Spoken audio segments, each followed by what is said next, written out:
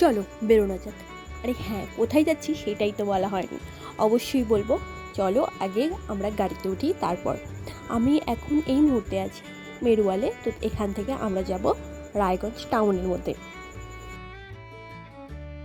আর আমার সঙ্গে তো আছেন তিনি, তাকে তো সবাই আপনারা চেনেন যারা আমাকে চেনেন। তো সুন্দর সুন্দর এই জায়গাগুলো আমার খুব পছন্দের, এই জায়গাগুলো দেখতে দেখতে চলে যাচ্ছি একদম টাউনের মধ্যে। আমরা যাব আজকে কিছু কেনাকাটা করতে। হ্যাঁ, এটা সেই মন্দির মোটর কালীবাড়ি। এটা হয়তো সবাই চিনে গেছো। এখনকার পরিস্থিতি আর আগের পরিস্থিতির মধ্যে অনেকটা পার্থক্য। এটা অনেক আগের ভিডিও, আমার ভিডিওটা করাই ছিল, তাই ভাবলাম আমি তোমাদের সাথে সবার সাথে শেয়ার করি ভিডিওটা। আর এই জায়গাগুলো যে দেখছো সেগুলো অনেকটা এখন চেঞ্জ হয়ে গেছে, প্রায় এটা 1 বছর আগেকার ভিডিও। পৌঁছে গেছি, এবার এখানে নেমে সোজা চলে যাবো বিশালে। আমার বিশাল মানে পার্সোনালি ভীষণ পছন্দ, কারণ সেখানে আমাদের মতো নর্মাল ফ্যামিলি যারা, তারা পারচেস করতে পারে।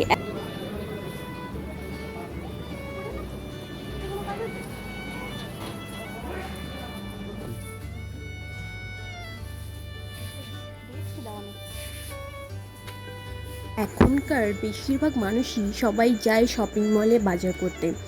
তো শপিং মলে বাজার করতে গেলে বেশ ভালোই অনেকটা ডিসকাউন্টে অনেক জিনিস পাওয়া যায়, আর অনেকটা সুবিধেও হয়, যেহেতু বড় বড় সব জিনিসগুলো ডিসকাউন্টে পাওয়া যায়। আর এই বালতিটা দেখছেন, আমার ভীষণ পছন্দ হয়েছিল। ও তো প্রথমে দেখেছিল, তারপর ও যখন আমায় দেখায়, তো আমার এতটা পছন্দ হয়েছিল, আমি তো নিয়েই নিতে বললাম। ও যদিও বলেছিল যে ঠিক আছে নেব, বাট আমি ভীষণভাবে ফোর্স করেছিলাম। আর এই মগটাও নিয়েছিলাম। এই জিনি সব সময় নিজের কমফর্ট জোনের মধ্যে থাকে, মানে নিজের কমফর্ট জোন থেকে কখনোই বেরোয় না। এনার চিন্তা যে যখন লং ড্রাইভ করবো, মানে লং জার্নি করব, তখন আমার এটা কাজে দেবে। বাট আমরা তো এখন কোথাও যাব না, তাই আমি বললাম না, একদম নিতে হবে না। যখন তুমি যাবে অবশ্যই তুমি তখন পারচেস করো।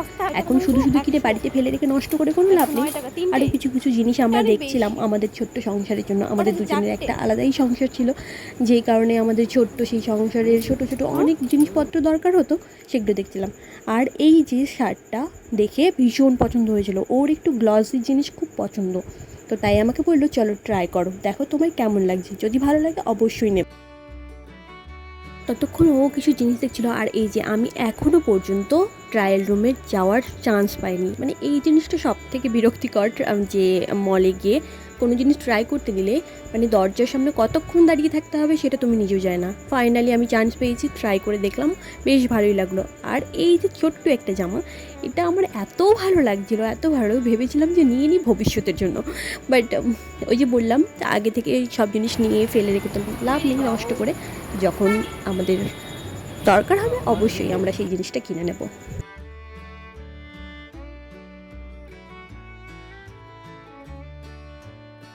এবার যাচ্ছি অপোজিট সাইডে যে স্মার্ট পয়েন্ট রয়েছে সেখানে কিছু ঘরের জিনিসপত্র, মানে ঘরের জিনিসপত্র ঠিক নয়, আমার কিছু কসমেটিক্সের জিনিস লাগবে, যেমন শ্যাম্পু ইত্যাদি, এগুলো লাগবে। তাই ভাবলাম যে একেবারে নিয়েই যাই, যেহেতু আমাদের শপিং আসা সেরকম হয় না, সপ্তাহে একদিন রবিবার বা শনিবার এই কোনো দিনের মধ্যেই আসতে হয়, সময় থাকে না। তো তাই আরও ও কিছু জিনিস দেখছিলো যেগুলো ও নেবে বলেছিল, তারপরে নিয়ে সমস্তটা নিয়ে আমরা বেরিয়ে পড়লাম। এবার আমরা চলে যাব হচ্ছে সবজি বাজারে, কারণ সপ্তাহের বাজারটাও করতে হবে।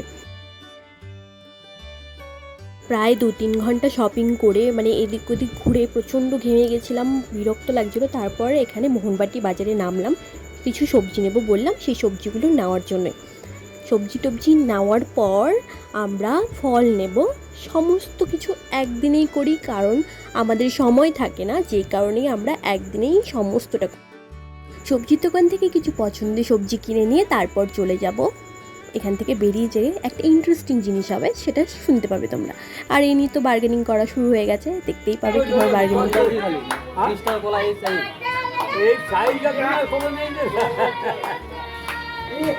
আছে 10-45 টাকা কাটো, 35 টাকা একটা, তাহলে লাস্টে বাজার করতে আসলাম কি লাগবে? 45 টাকা কাটো, মানে এমনভাবে বলছে মনে হচ্ছে নিজের দোকান। তারপর তো চলো আজকের ভিডিওটা এই পর্যন্তই। আমাদের খুনসুটির এই সময়গুলো কেমন লাগলো অবশ্যই কমেন্টে জানিও, আর চ্যানেল নতুন হয়ে থাকলে চ্যানেলটি সাবস্ক্রাইব করে দিও। Thank you.